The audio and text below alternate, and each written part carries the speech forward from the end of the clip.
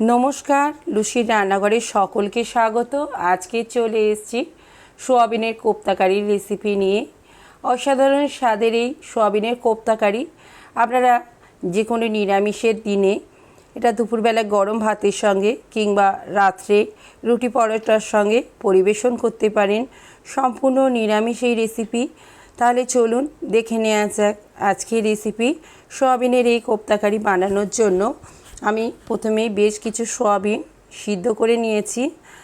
ঠিক এই রকম সিদ্ধ হয়েছে, খুব বেশি নরম হয়ে যায়নি আর শক্তও নেই। এখন সোয়াবিনগুলোকে একটা মিক্সার জারের মধ্যে নিয়ে নিচ্ছি আর মিহি পেস্ট বানিয়ে নিচ্ছি। দেখুন সমস্ত সোয়াবিনগুলোকে আমি পেস্ট করে নিয়েছি। এখন এর মধ্যে দিয়ে দিচ্ছি স্বাদ মতো লবণ, দিয়ে দিচ্ছি হাফ চামচেরও একটু কম হলুদের গুঁড়ো, দিয়ে দিচ্ছি হাফ চামচেরও কম লাল লঙ্কার গুঁড়ো, দিয়ে দিলাম হাফ চামচেরও একটু কম গোলমরিচের গুঁড়ো। এখন দিয়ে দিচ্ছি 2 চামচ বেসন আর দিয়ে দিচ্ছি একটা সিদ্ধ করে রাখা আলু। সমস্ত কিছু ভালো করে সোয়াবিনের সঙ্গে মিশিয়ে নিচ্ছি। বেশ ভালো করে সমস্ত মশলা সোয়াবিনের সঙ্গে মিশিয়ে নেওয়া হয়ে গিয়েছে। এখন এগুলোকে আমি কোপ্তার আকারে গড়ে নেব। ঠিক এইভাবে হাত দিয়ে গোল করে চেপে নিয়েছি, ভালো করে শেপ দিয়ে নিচ্ছি। দেখুন এটা আমার রেডি হয়ে গিয়েছে। একইভাবে এই সোয়াবিনের যে কটা কোপ্তা বানানো যায় সব কটি কোপ্তা আমি প্রথমে বানিয়ে নিচ্ছি। দেখুন এতগুলো কোপ্তা আমার বানানো হয়েছে। এখন এগুলো ভাজার জন্য গ্যাসেতে একটা কড়া বসিয়ে দিচ্ছি। কড়াটা গরম হয়ে গিয়েছে, ভাজার জন্য নিয়ে নিলাম পরিমাণ মতো তেল। তেলটা গরম হয়ে গিয়েছে, এবারে আমি কোপ্তাগুলোকে একে একে ছেড়ে দেব আর বেশ লাল লাল করে 2 পিঠ ভেজে নেব। এই কড়াতেই আমার সব কটা কোপ্তা ধরে যাবে। আপনারা চাইলে এগুলো অল্প অল্প করেও ভেজে নিতে পারেন। মিনিট 5 গ্যাসের ফ্লেমটাকে লোতে রেখে আমি 1 পিঠ প্রথমে ভেজে নিচ্ছি। দেখুন 1 পিঠ ভাজা হয়ে গিয়েছে। এখন কোপ্তাগুলোকে উল্টিয়ে দিচ্ছি, অপর পিঠটাও ঠিক একইভাবে লাল করে ভেজে নেব। বন্ধুরা এইভাবে নিরামিষের দিনে আপনারাও কোপ্তাকারি বানিয়ে দেখবেন, অসাধারণ স্বাদ হয় এই কোপ্তাকারি। দেখুন সবকটা কোপ্তায় আমি উল্টে দিয়েছি। অপর পিঠটাকেও আমি 5 মিনিট অপেক্ষা করব, ভেজে নেব। দেখুন 2 পিঠ লাল করে ভেজে নেওয়া হয়ে গিয়েছে। এখন কোপ্তাগুলোকে আমি অন্য একটা পাত্রের মধ্যে তুলে নিচ্ছি। সমস্ত কোপ্তাগুলো তুলে নিয়েছি। এখন ওই কড়াতেই আরও একটু তেল নিয়ে নিচ্ছি। তেলটা গরম হয়ে গিয়েছে, তেলের মধ্যে দিয়ে দিলাম একটা তেজপাতা, দিয়ে দিচ্ছি গোটা জিরে।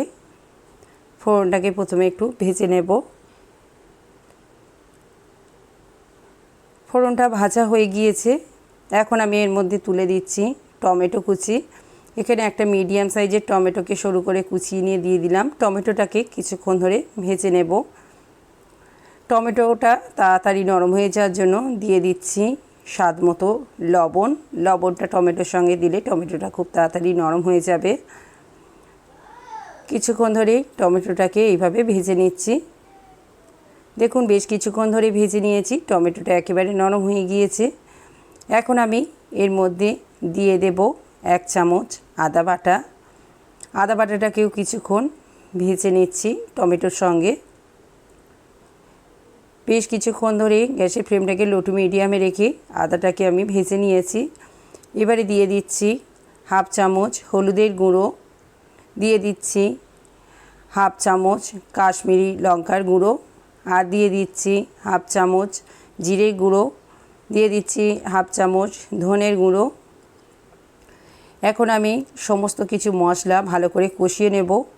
যাতে মশলাটা না পুড়ে যায় দিয়ে দিলাম পরিমাণ মতো জল। জলটা দিয়ে ভালো করে মশলাটাকে কষাতে থাকবো।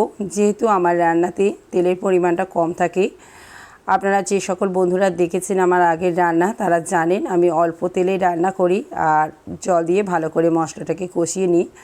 দেখুন ভালো করে জল দিয়ে মশলাটাকে আমার কষিয়ে নেওয়া হয়ে গিয়েছে। এখন দিয়ে দিলাম স্বাদ মতো চিনি আর দিয়ে দিলাম কাঁচা লঙ্কার কুচি। আমি এখানে কোনো রকম ঝাল লঙ্কার গুঁড়ো দিইনি, কাঁচা লঙ্কা দিয়েই রান্নাটা বানাচ্ছি।